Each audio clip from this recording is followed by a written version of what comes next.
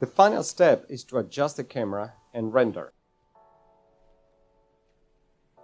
So let's go ahead and display the camera and also the lamp.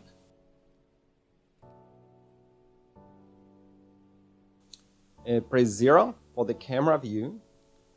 And we need to adjust the camera so that we can see what we are doing. Let's press N.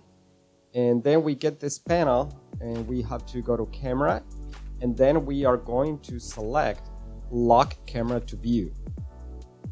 We press N again, and now we can zoom out by using the plus and minus keys on the numeric keypad or the scroll wheel on the mouse.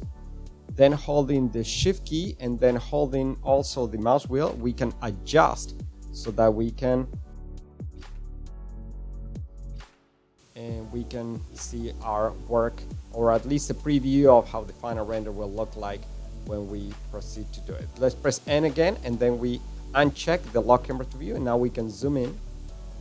And then we need to render. For render, we are going to go to the right to the render panel, and there we can select the output. We have EV, we have workbench, and then we also have cycles. Those three. We're going to be using EV, which is very high quality and also quite fast. Then we need to go to the menu, the render menu, and we are going to select render image. And that's how it looks like, the final product. At the top menu, and then select Save As. And that's it. You're gonna give it a file name, and you're done.